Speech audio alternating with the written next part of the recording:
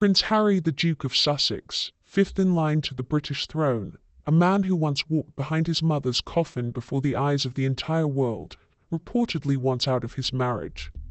And Meghan Markle, the Duchess of Sussex, the woman who told us, repeatedly, relentlessly, on every available platform and podcast and Netflix special, that this was the greatest love story of the modern age, is reportedly refusing to let him go. Now, before we unpack the extraordinary layers of what is unfolding in Montecito, California, I want you to sit with that for a moment. Just sit with it, because the implications are staggering, not just for the monarchy, not just for two people and their children, but for the very nature of the narrative we have been sold for the better part of 6 years. Let's begin where all good investigations begin, with language, with words. Because words, when you study them carefully, reveal far more than the speaker intends. Over the past several years, those paying attention have noticed something peculiar about the way Meghan Markle refers to Prince Harry. Not Harry, not even the Duke, which would at least carry the weight of his actual title and station. No, she refers to him as my husband, my love, and perhaps most tellingly simply H, my husband, my love. H. Now on the surface, these might sound like terms of endearment. Sweet, even, the kind of language you'd find in a greeting card or a particularly saccharine Instagram caption. But listen more carefully.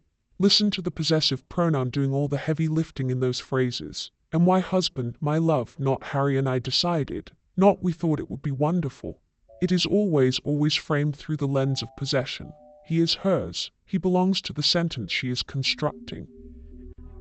He is, and I do not use this word lightly, an accessory. Think about that word, accessory. Something you add to an outfit to complete the look. Something that complements the main attraction. Something that, when it no longer serves the aesthetic, gets put back in the drawer. And this is not the observation of cynics on the internet, though we are certainly here. This pattern has been noted by royal commentators, body language experts, former associates, and now, according to mounting reports, by people described as close allies who are finally speaking with something approaching candor about what is actually happening behind the gates of that 16-bathroom mansion in Montecito, a phrase being used, and I want you to hear this clearly, impossible to reconcile. Going through a rough patch, not working on things, impossible to reconcile. That is the language of finality. That is the language of someone who has exhausted every avenue, every compromise, every desperate attempt to make something work that was perhaps never designed to work in the first place. And the question now reverberating through royal circles, through media circles, through the very corridors of power on both sides of the Atlantic, is simple. What happens when the mask comes off? And more importantly, what happens when one party refuses to acknowledge that the mask was ever there at all? To understand where we are, we need to understand how we got here. And to understand how we got here, we need to understand something fundamental about Meghan Markle's approach to public life. From the very beginning, from that first carefully staged photo call in the sunken garden at Kensington Palace, everything, and I mean everything, was curated. The narrative was set in stone before the engagement ring was even sized. Here was a modern biracial American woman entering the most traditional institution in the Western world. Here was a love story that would transform the monarchy. Here was a fairy tale for the 21st century, and for a while it worked. It worked beautifully. The wedding at Windsor, the global audience, the cheering crowds, opera nodding sympathetically, the Netflix cameras rolling, the Spotify microphones open. But here is the thing about fairy tales. They end, the credits roll, the book closes. And when the fairy tale is not a story but a strategy, when it is not organic but orchestrated, the ending does not come with a gentle fade to black. It comes with a crash. A loud, public, undeniable crash, because Meghan Markle had a serious problem that was always lurking beneath the surface of every polished interview and every perfectly lit Instagram post. She created a mask. The mask of a woman deliriously happy, deeply in love, bravely standing against the forces of a cruel institution and a hostile press. The mask of someone who had found her prince, her purpose, her platform, and the mask held. For years it held, through Megxit, through the opera interview, through the bombshell claims and the carefully timed revelations and the endless grinding content machine that their post-royal life became. But masks, by their nature, are not faces. They do not move with the wearer, they do not age, they do not adapt. And eventually the gap between the mask and the face beneath it becomes visible to everyone. Everyone, that is, except the person wearing it. Now let us address the central and most explosive element of this story. Because according to multiple reports now circulating with increasing velocity, Harry wants out. Let me say that again because the weight of those 3 words deserves repetition. Harry wants out. The man who left his family, who left his country, who left his military titles, his patronages, his friendships, his entire identity as a working member of the royal family. The man who sat on global television and accused his family of racism, neglect, of cruelty. The man who wrote a memoir, a tell-all autobiography that detonated every remaining bridge back to his former life. That man, according to those described as close allies, is wildly unhappy, and he wants a divorce. And Meghan Markle is reportedly refusing to sign the papers. Now, let us sit with the extraordinary implications of that. Because in California, where the Sussexes reside, divorce proceedings can be initiated and approved by the court. The legal machinery exists. The framework is in place. A California court can approve a divorce. But if one party refuses to cooperate, refuses to sign, refuses to engage with the process in good faith, the proceedings become mired in exactly the kind of prolonged, public, agonizing spectacle that benefits no one. Or rather, that benefits no one who values dignity and privacy. But what if dignity and privacy are not the priority? What if the priority is control? What if the priority is maintaining the narrative at all costs? Because without the narrative, without the fairy tale, without my husband and my love and the entire edifice collapses. And this is where we need to talk about something uncomfortable. Something that commentators and psychologists and royal watchers have been discussing in increasingly explicit terms. Something that, whether you agree with the diagnosis or not, provides a framework for understanding the pattern of behavior that has defined this saga from the very beginning. Narcissism is not a mental illness. Let me be very clear about that. It is not a neurosis. It is not depression or anxiety or any of the conditions that deserve our compassion and understanding. It is a personality disorder. And the distinction matters, because personality disorders do not operate the way illnesses do. An illness can be treated. A neurosis can be addressed through therapy, through medication, through the hard and humbling work of self-examination. But a personality disorder is structural. It is woven into the very fabric of how a person sees the world, processes information, and relates to other human beings. And the hallmark, the absolute defining hallmark of narcissistic personality disorder is this: there is no learning curve, not learning curve, as some might say, learning curve. And the reason there is no curve, no upward trajectory of growth and adaptation and change, is because the narcissistic framework does not permit it. Growth requires the acknowledgement that one was wrong. Change requires the acceptance that one's behavior caused harm. Adaptation requires the willingness to see oneself clearly, without the protective filter of grandiosity and victimhood. And so what happens instead? The same patterns repeat, the same behaviors cycle, the same outcomes manifest. And when those outcomes are negative, when relationships dissolve, when the people who were once closest become estranged or exhausted or simply gone, the fault is never, ever, under any circumstances, attributed to the self. It is always someone else.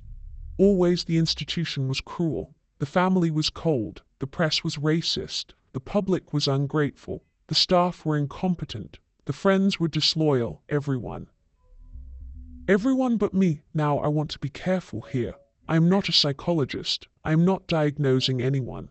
I am observing a pattern of behavior that has been publicly documented, publicly displayed, and publicly analyzed by people far more qualified than I am. And I am noting, simply noting, that this pattern aligns with extraordinary precision to a well-established psychological framework. And I am asking you, the viewer, to consider what that pattern means for the current situation. Because if the pattern holds and the evidence suggests overwhelmingly that it does, then what we are witnessing is not a marriage in crisis. We are witnessing a control structure under threat, and the response to that threat will not be compromise. It will not be graceful acceptance. It will not be the quiet dignity of two people acknowledging that something has run its course. It will be war. And this brings us to perhaps the most important question of all, the question that explains the refusal to sign. The question that explains the desperate clinging to a marriage that, by all accounts, has become a source of profound unhappiness for at least one of the parties involved. Can Meghan Markle survive without Harry? Not financially, mind you. She will be fine financially.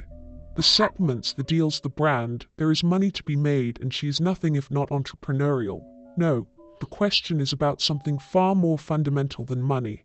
It is about identity. It is about relevance. It is about the one thing that elevated Meghan Markle from a middle-tier actress on a basic cable legal drama to one of the most talked about women on the planet. Her connection to the British royal family. Without Harry, she's not a duchess. Oh, she may retain the title technically, as Diana retained the title of Princess of Wales until her death. But the substance of it, the weight of it, the magic of it, evaporates the moment the marriage ends. She becomes a divorced American woman living in California. She becomes, and I say this not with cruelty but with precision, ordinary. And for someone whose entire post-royal identity has been constructed around the extraordinary nature of her position, the unprecedented nature of her story, the historic significance of her marriage, ordinary is not survivable. Ordinary is the abyss, so she will not sign. Of course she will not sign. To sign would be to acknowledge that the fairy tale is over. To sign would be to admit that the greatest love story of the modern age was, in fact, not so great after all. To sign would be to face the world not as the Duchess of Sussex, not as H's wife, not as the brave woman who stood up to the monarchy, but as Meghan Markle. Just Meghan Markle. The woman who needs to call her agent and see what's available. And where would she go? Back to the audition circuit. Back to the world of Hollywood, where memories are short but grudges are long, and where the people she burned on her way up are still very much around. Back to Soho House, where she first carefully positioned herself within the social circles that would eventually lead her to a prince, perhaps. Perhaps that is exactly where this ends. Full circle. Back to the beginning. Back to the hustle. Back to the networking and the positioning and the relentless, exhausting work of being relevant in a town that chews people up and spits them out before breakfast. But here is what makes this different from every other Hollywood reinvention story. Most people who start over do so with the benefit of self-awareness. They understand what went wrong. They learn, they adapt, they grow. Narcissists do not grow. They repeat, they find new targets, new enablers, new stages. And they perform the same show, with the same script, expecting different results. And they blame everyone but themselves when the reviews come in. And what of Harry? What of the man who gave up everything, his family, his country, his identity, his purpose, for a woman he believed was his salvation? There is something almost unbearably sad about Harry's position. Not because he doesn't bear responsibility, he does enormous responsibility, but because the scale of what he sacrificed is now becoming clear to him in a way that it perhaps wasn't before. He cannot go home. Not really, not fully. The bridges he burned were not made of wood but of trust, and trust once incinerated does not regrow like a forest after a fire. It stays ash. His memoir, his interviews, his accusations, these are not things that can be unsaid. They are not things that his father, the king, or his brother, the Prince of Wales, can simply overlook in the name of family harmony, so Harry exists in a kind of limbo. Stranded, that is the word being used, and it is painfully accurate. Stranded in a country that is not his. Stranded in a marriage that is not working. Stranded between the life he destroyed and the life he was promised, which turned out to be something quite different from the brochure. And now stranded by a wife who will not let him leave. Not because she loves him. Love, real love, makes space for the other person's happiness, even when it costs you everything, but because she needs him. Needs the title, needs the connection. Needs the prefix Duchess and the suffix of Sussex and everything that comes with being married to a prince, even a prince in exile. Harry wanted out. And Meghan said no, and in those 5 words you have the entire story. Not just of this marriage, but of every relationship where one person exists to serve the narrative of another, where love is not a partnership but a performance, where my husband means not the man I cherish, but the asset I cannot afford to lose. So where does this go? What happens next in the most public, most analyzed, most dissected relationship of the 21st century, if the reports are accurate, and they are coming now from multiple sources, from people described as close allies, which in royal parlance means people who have direct knowledge and have chosen, for whatever reason, to speak, then we are heading toward one of 2 outcomes. The first is a prolonged, bitter public divorce battle that will make the War of the Waleses look like a minor disagreement over where to have dinner. A battle fought in California courts and on magazine covers and across social media platforms, with accusations and counter-accusations, and leaked information and strategic interviews, and all the grotesque machinery of modern celebrity divorce. The second is that Harry capitulates, that he stays, that he accepts his role as as the accessory, as the husband who exists in the possessive case of his wife's sentences, that he attends the events and smiles the smiles and plays the part, while behind those 16 bathroom walls, 2 people live in the kind of cold, performative coexistence that is worse in many ways than open warfare. Neither outcome is good. Neither outcome is healthy. Neither outcome serves the interests of anyone involved, least of all 2 young children who did not ask to be born into this particular circus. But the one thing that will not happen, and I say this with absolute certainty, is the one thing that would actually help. Meghan Markle will not look in the mirror and see clearly. She will not acknowledge her role in the destruction. She will not say, I was wrong. I pushed too hard. I alienated his family. I used his pain for content. Prioritized my brand over our marriage. She will not say these things because she cannot say these things. The personality structure does not allow it. The operating system does not have that function. And so the pattern will continue. The blame will be externalized. The victimhood will be reasserted. And the people around her, the staff who quit, the friends who distance themselves, the husband who wants to leave, will be recast not as casualties of her behavior but as villains in her story. This is not speculation. This is the pattern. This is what has happened every single time with every single relationship in every single chapter of Meghan Markle's public life. And it will happen again because narcissism has no learning curve. I want to end on a note that may surprise you. I feel sorry for Meghan Markle, not the public Meghan, not the brand, not the carefully curated persona that appears on red carpets and in Netflix documentaries. I feel sorry for the person underneath. The person who, if the framework we've discussed today is accurate, is trapped in a prison of her own construction.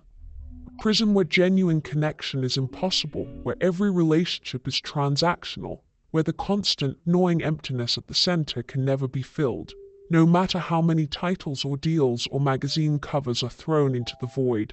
That is not a life anyone would choose, and it is not a life that leads anyone. But feeling sorry for someone does not mean excusing their behavior. It does not mean looking away while they cause harm, and it does not mean accepting their version of events when the evidence, the overwhelming, documented, publicly visible evidence, tells a different story. But this is not ordinary. This is extraordinary. And it is extraordinary not because of who these people are, though their positions make everything louder and more consequential. It is extraordinary because of the architecture of what was built, because of the scale of what was sacrificed, because of the breathtaking completeness of the destruction that preceded this moment. Harry did not simply leave a marriage he was unhappy in. He left a kingdom. He left a family.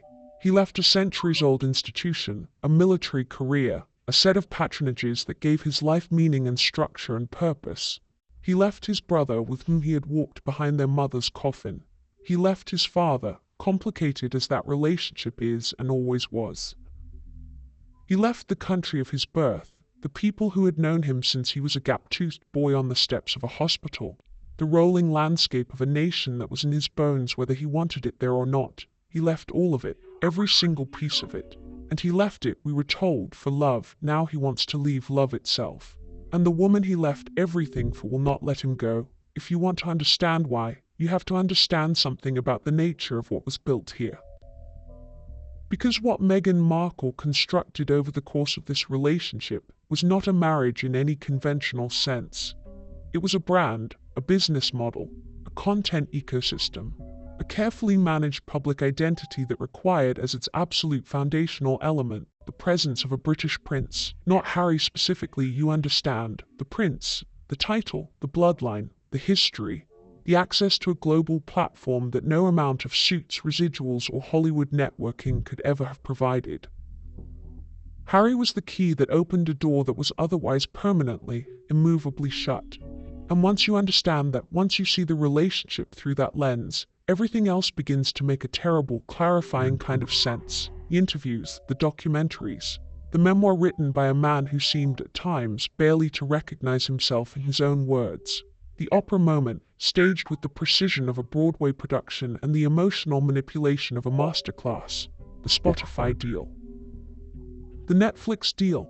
The podcast that came and went. The American Riviera Orchard brand that appeared and then quietly, mysteriously stalled. The endless, grinding, relentless production of content that required as its central character, as its hook, as its reason for existing, a connection to the British royal family that could only be maintained through one living, breathing, increasingly unhappy human being, Harry Wales, the Duke of Sussex, the accessory. And now the accessory wants to be returned, and the shop will not accept the refund. Let us talk about the language, because the language has always been revealing to those willing to pay attention. Meghan Markle refers to her husband in a way that has struck observers as unusual, as subtly but persistently off. She calls him my husband. She calls him my love. She calls him H, a single letter that reduces a man with one of the most storied names in British royal history to a monogram, an initial, a brand mark. Think about the deliberateness of that. Think about what it communicates. When you introduce your husband to the world consistently as my husband, rather than by his name, you are doing something specific. You are centering yourself. You are making the relationship about your status as a wife, your identity as a partner, rather than about the actual human being standing beside you. He is defined entirely by his relationship to you, rather than the other way around. It is, when you examine it plainly, a form of erasure dressed up as affection, and it is consistent, horrifyingly, relentlessly consistent, because that is the thing about pattern behavior in people with certain personality structures. It does not vary. It does not have good days and bad days. It does not sometimes treat people as full human beings and sometimes as instruments. It is always the same. The relationship is always transactional. The other person is always, ultimately, a means to an end. And when the other person begins to understand this, when the fog lifts as it inevitably does, and the person on the receiving end of this dynamic begins to see with horrible clarity what the relationship actually is and what role they actually play in it, they want out. They always want out. Harry is not the first. This is important to understand. This is not a unique dynamic that emerged from the peculiar pressures of royal life or the glare of global media scrutiny. The people who have known Meghan Markle longest, who encountered her before the prince and the palace and the platform, tell a remarkably consistent story. A story about someone who moves through relationships with a specific and recognizable pattern, who identifies what she needs, positions herself to receive it, extracts maximum value, and then finds with predictable regularity that the other person has somehow failed her, has somehow not measured up, has somehow been the source of the problem rather than the solution. Friends who were once described as her closest confidants, who held her in highest regard, who would have defended her without hesitation, have quietly, steadily disappeared from her life. Not through any dramatic falling out in most cases, just a gradual, inexorable distancing that those involved rarely discuss publicly, but that the pattern of her relationships makes unmistakable. Staff who worked for her, who believed in the mission and the message and the remarkable opportunity to be part of something historic, who gave their professional best in service of what they were told was a noble and meaningful enterprise, left. in numbers and with a consistency that goes well beyond coincidence.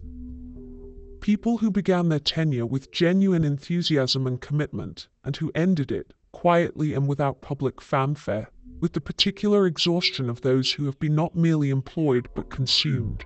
And family. We cannot avoid the family. The father who has not spoken to his daughter in years. The half-siblings who paint a portrait that is starkly, dramatically at odds with the victimhood narrative. The relatives who watched the Oprah interview and used words like betrayal and fabrication, and who have never in the years since been given reason to revise that assessment. None of this is secret. None of this is hidden. It is all publicly available, publicly documented, sitting in plain sight for anyone willing to look at it honestly rather than through the lens of whichever narrative they have chosen to invest in. And when you look at all of it together, when you lay it out in sequence and examine the through line, the pattern becomes impossible to dismiss. Relationships begin with intensity and promise, with the sense of being uniquely seen and valued and understood, with the particular warmth of someone who, when they choose to focus their attention on you, makes you feel like the only person in the room. Then, gradually, the demands begin. The expectations accumulate. The space for the other person's needs and preferences and identity shrinks. The criticism arrives, subtle at first and then less so. And eventually the relationship ends. Not because the other person failed, though they will be made to feel that they did, but because they could no longer sustain the weight of being everything to someone who needs everything and gives, in genuine return, nothing. Harry is simply the most visible and most consequential example of a pattern that predates him by decades. And now he wants to leave, and she will not sign. And the question everyone is asking, the question that has been building beneath the surface of this story for years and has now broken through in ways that can no longer be managed or spun or reframed, is the one that cuts to the absolute heart of the matter. Who is Meghan Markle without Harry? Not the title. We have addressed the title, not the financial security which she will maintain regardless. But who is she? What is the story? What is the platform built on if not the foundation of a marriage to a British prince? What does the content look like when the central source of its power, its relevance, its reason for commanding global attention, is no longer part of the frame? This is the question that keeps the papers unsigned. This is the question that makes the divorce not merely an ending, but an existential crisis.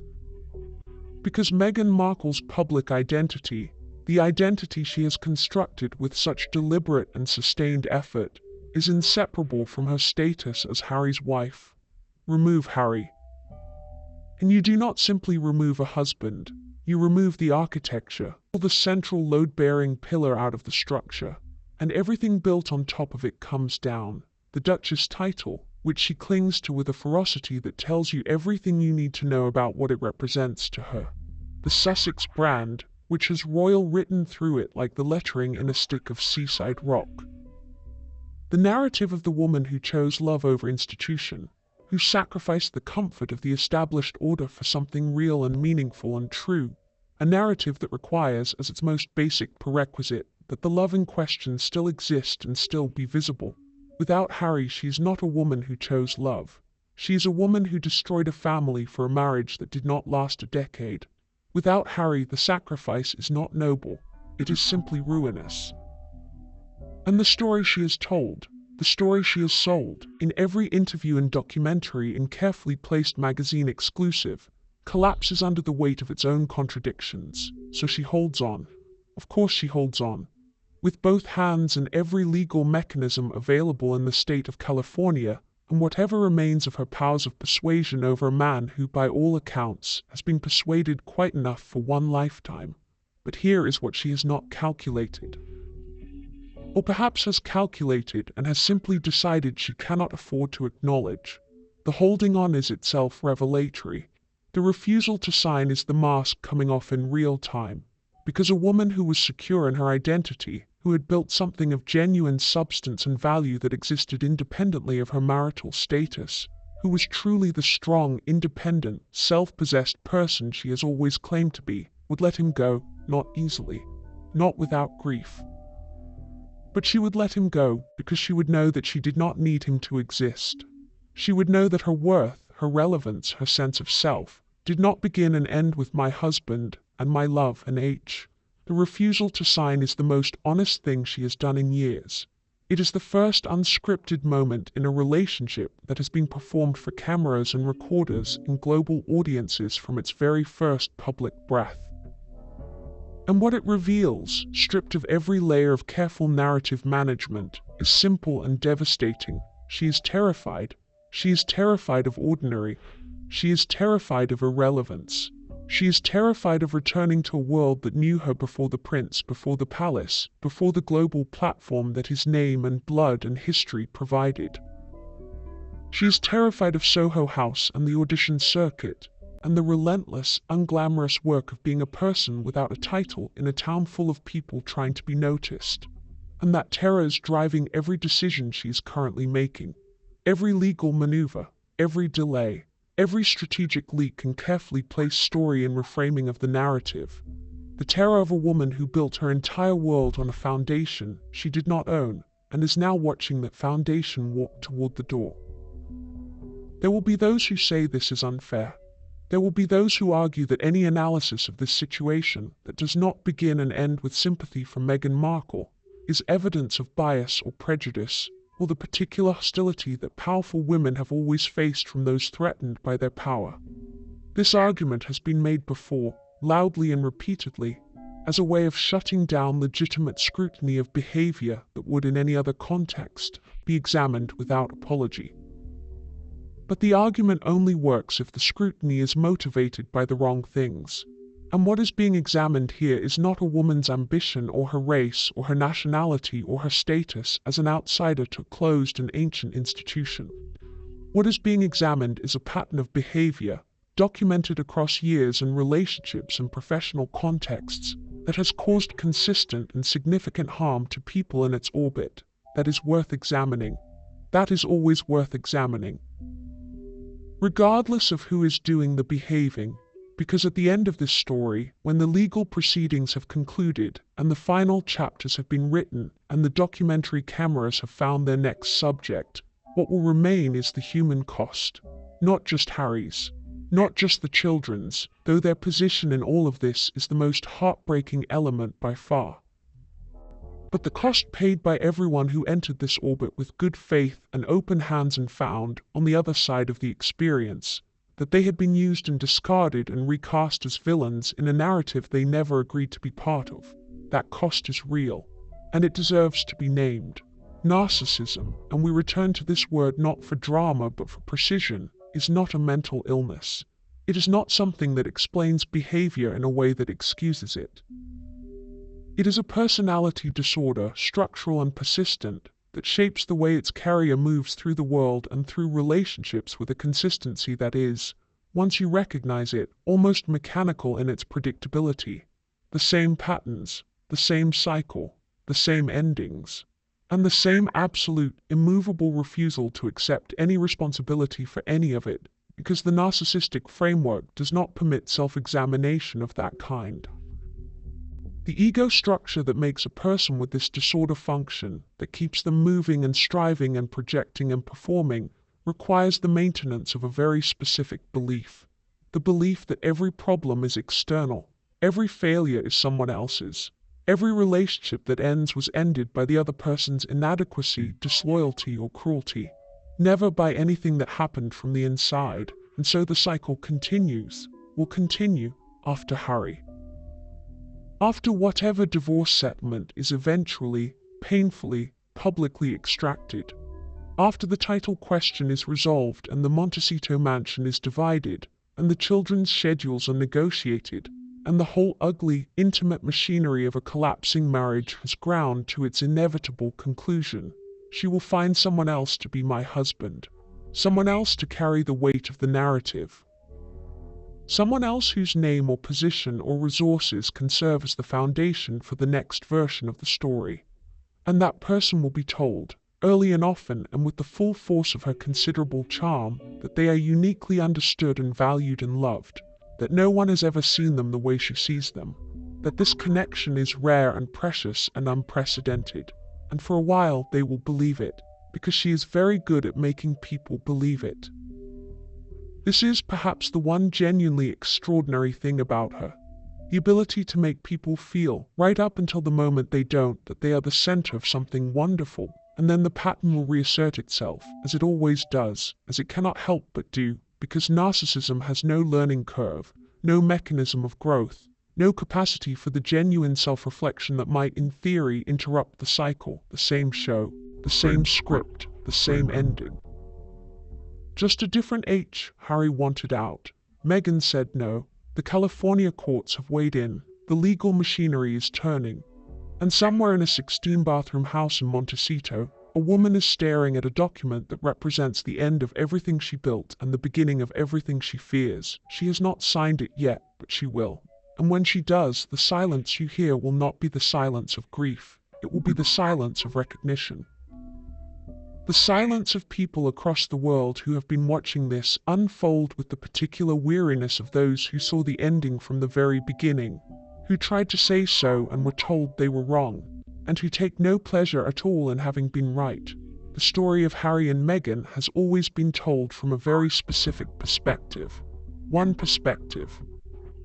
The perspective of a woman who understood, earlier and more clearly than almost anyone around her, that whoever controls the narrative controls everything. That in the modern media landscape, the person who speaks first, speaks loudest, and speaks with the most emotional intensity will almost always be believed, regardless of whether what they are saying is accurate, complete, or fair to the people they are speaking about. Meghan Markle understood this, understands it still, has built her entire post-royal existence on the foundation of this understanding. And for years, it worked with devastating effectiveness. The Oprah interview, the Netflix series, the memoir that bore her husband's name but carried her fingerprints on every strategically placed revelation, the podcast, the carefully timed magazine interviews, the social media presence, curated to within an inch of its life, that presented a vision of domestic joy and purposeful living that was so perfectly composed it looked. To those who study these things, not like a window into a life but like an advertisement for one. But here is the problem with building your fortress out of narrative. The narrative requires constant maintenance, requires the active cooperation of everyone inside it. And when one of the load-bearing figures inside that fortress begins to pull in a different direction, the whole structure starts to groan. Harry has been pulling in a different direction. Quietly at first, then less quietly. And now, according to people described as close allies who are speaking with a candor that would have been unthinkable even 12 months ago, the pulling has become a full and determined attempt to exit the building entirely. He is wildly unhappy. That is the phrase being used, not going through a difficult period, not navigating the pressures of public life. Wildly unhappy, the adverb matters, wildly, extravagantly. Beyond the normal range of marital dissatisfaction into something more fundamental, more structural, more reflective of a man who has looked at his life and found it unrecognizable. And the California court, that most prosaic and unglamorous of institutions, has apparently looked at the situation and agreed that the marriage meets the legal criteria for dissolution. The machinery of divorce has been set in motion. The state has, in its methodical way, acknowledged that this is over. Except that Meghan Markle has not acknowledged it, will not acknowledge it, is reportedly refusing with every tool at her disposal to sign the papers that would make it official, make it final, make it real. Now let us think about this carefully, because the refusal to sign is being framed in certain quarters as the act of a woman fighting for her marriage. A romantic, even admirable refusal to give up on something she believes in. The devoted wife who will not accept defeat. And I want to dismantle that framing with some precision, because it is not what the refusal is. It is not devotion. It is not romantic persistence. It is control. Pure, undiluted, absolutely characteristic control. And to understand why, you need to understand what signing those papers would actually mean for Meghan Markle beyond the obvious personal dimensions of a marriage ending. It would mean the end of the Sussex brand as it currently exists. Because the Sussex brand, for all its carefully cultivated air of independent purpose and progressive values, runs on a very specific fuel: royal adjacency, the gravitational pull of a connection to the British monarchy that makes everything attached to it more interesting, more newsworthy, more commercially valuable than it would otherwise be. Podcast about whatever Meghan Markle is interested in this month is one thing. Podcast by the Duchess of Sussex is another thing entirely. Same content. Different gravitational field. Remove the marriage and the field collapses. The Duchess title becomes at best a historical footnote. The Sussex name becomes at best a reminder of something that used to be. The entire architecture of relevance that has sustained the brand through failed deal after failed deal, through the Spotify collapse and the American Riviera orchard stall, and the endless pivots and rebrands and relaunches, evaporates. And Meghan Markle, stripped of the royal connection that is the only genuinely unique thing about her public identity, becomes what she was before Harry found her.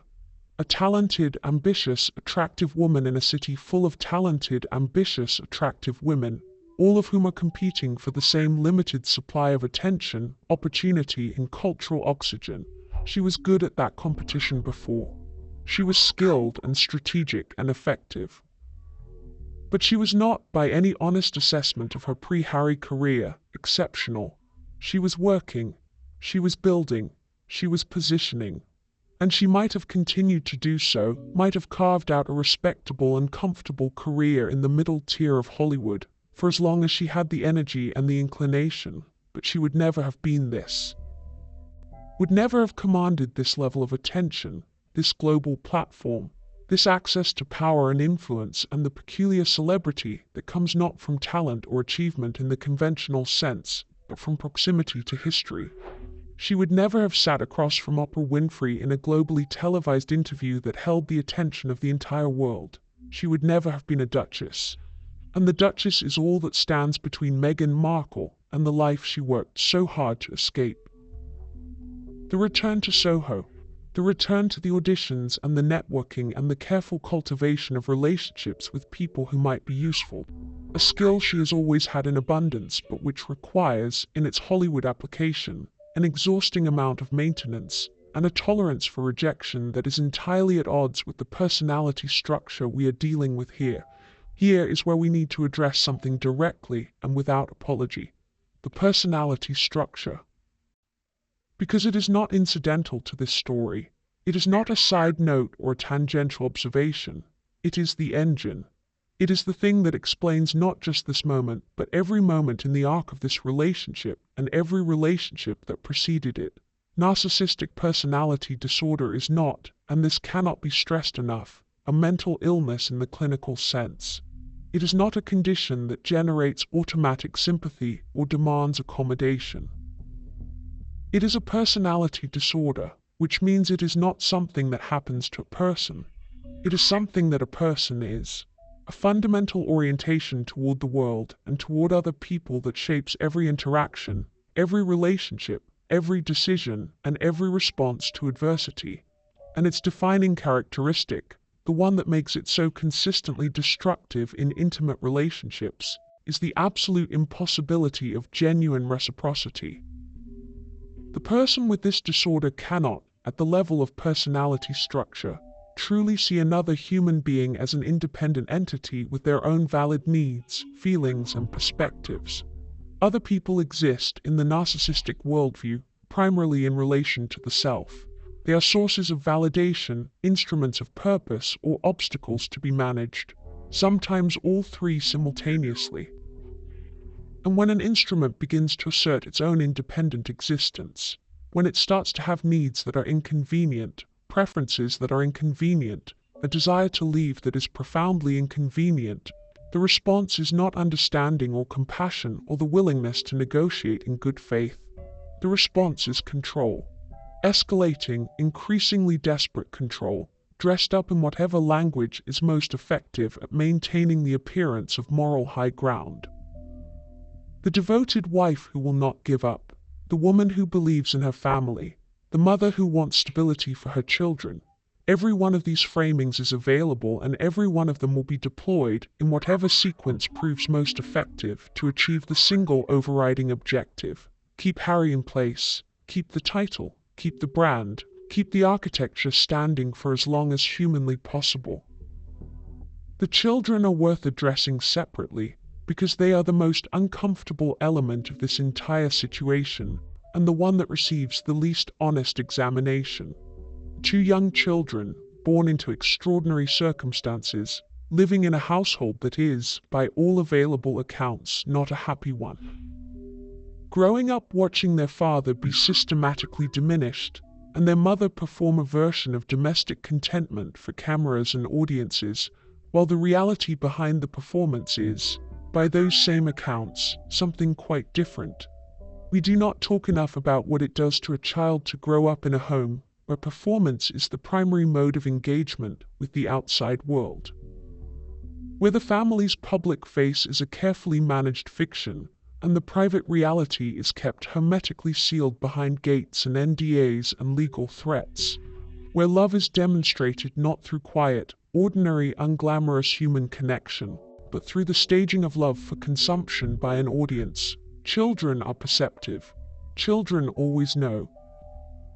And what these children are learning in the most formative years of their lives, about what relationships look like, and what love means, and how adults treat each other when the cameras are off, is something that no amount of carefully produced content about progressive parenting can address or offset. This matters.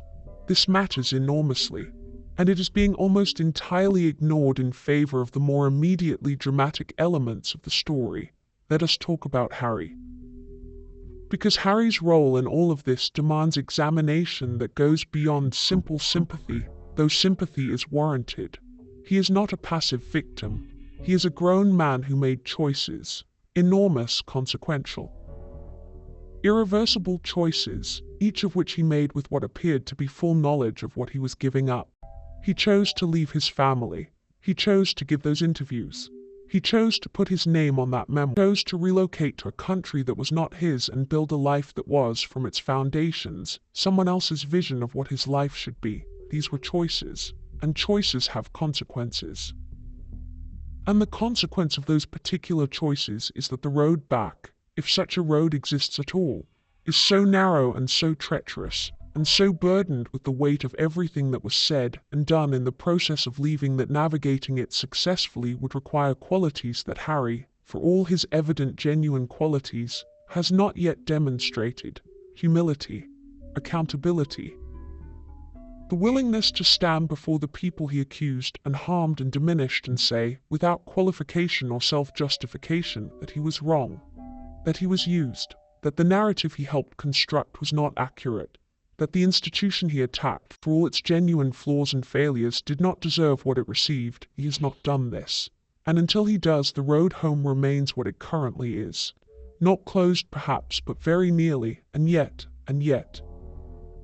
Even accounting for all of that, even holding Harry fully responsible for his portion of this wreckage, the picture that is emerging from people who know this situation from the inside is of a man who has been, in the most fundamental sense, lost, who left his entire world for a promise that turned out to be a performance, who traded everything he was for a role in someone else's story, who is now trying, with the particular desperation of someone who has nothing left to lose, to reclaim some fragment of an autonomous self, and who is being prevented from doing so by a woman who needs him to stay in place not because she loves him, but because she cannot afford for him to leave. The close allies who are now speaking are using language that is striking in its consistency. Impossible to reconcile keeps appearing. Not difficult, not challenging, impossible. And alongside it, descriptions of a domestic reality that is as far from the sun-drenched Montecito idyll of the curated public image as it is possible to be, wildly unhappy. 2 words. Sitting in the middle of all the Netflix lighting and the designer clothes and the Duchess title and the global platform. Wildly unhappy. There is something almost Shakespearean about it. If Shakespeare had written comedies about brand strategy in California divorce law. The prince who gave up his kingdom for love, discovering that what he gave it up for was not love at all. The king with no kingdom sitting in a 16-bathroom XL. Unable to go back and apparently not allowed to go forward, stranded. That is the word, stranded, And the irony, the devastating, almost unbearable irony, is that the woman who stranded him there is doing so in the name of love. My husband, my love. The vocabulary of devotion wrapped around what is, in its actual operation, something much colder, much more strategic, much more concerned with what he represents than with who he is. You cannot love someone you have reduced to a pronoun. You cannot cherish someone you have turned into a brand asset. You cannot claim to be fighting for your marriage when what you are actually fighting for is the commercial and social value that the marriage provides, a value that exists entirely independent of whether the person inside it is happy, fulfilled, or even present in any meaningful sense. The mask was always going to crack. This was always going to happen. Not because love always ends, but because this was never love in the form it was presented as. It was a production. A long-running, globally distributed, lavishly promoted production. And productions close, however successful, however much the lead performer wants to keep the curtain up. The question now is not whether this ends. It ends. The California court has seen to that. The question is what the ending costs. In legal fees and public spectacle, and the grinding, ugly, intimate exposure of a marriage being dismantled in real time. In the well-being of two children who deserve better than to be collateral in a dispute about who controls a brand. In the additional time that Harry spends stranded while the paperwork sits unsigned on a desk in Montecito, and the question of what comes after, for both of them, but particularly for her. Because here is the truth that no amount of brand management, or narrative control, or strategic media placement can ultimately obscure. Meghan Markle, post-Harry, faces a version of public life in which the central and most powerful element of her identity is gone, in which she must construct a new reason for the world to pay attention, using tools and talents that are real but that were never, on their own, sufficient to command the level of attention she currently receives. She is not without resources. She is intelligent, she is driven, she is relentless in the pursuit of her objectives, and she has a media savvy that is genuinely impressive even to those who find its application troubling. She will survive, she will adapt, she will find a new stage and a new script and a new way to position herself within whatever cultural conversation is happening at the time. But she will do it the same way she has always done everything, with the same patterns, the same moves. The same chess play that has served her since the beginning, and she will find, as she always finds, a new person willing to sit across the board and play, until they see the move coming. As they always eventually do, narcissists cannot change, not because they lack intelligence or resources or access to therapeutic support, but because change requires a recognition of the self that the disorder specifically and structurally prevents. The mirror that would show them clearly is the one thing they cannot look into without the entire psychological architecture collapsing. And so they look away, every time, and the pattern continues, the cycle turns. The same story plays out with different names and different settings, and the same devastating conclusion. Harry sees the move now. That is what the divorce filing represents. That is what the reports of profound unhappiness represent. Not just a marriage ending, but a man waking up. Looking at the board, recognizing with the particular clarity that comes after years of strategic fog, what has been done and how and at what cost. He wants to tip his king. He wants to walk away from the board. He wants to begin the long, humbling, necessary work of understanding his own role in what happened and rebuilding something, some semblance of a life from the wreckage. She will not let him. Not yet. Not while the title is still useful, and the brand still has leverage, and the legal process can still be delayed, and the narrative can still be managed, and the performance can still, somehow, be sustained. But she will have to. Eventually.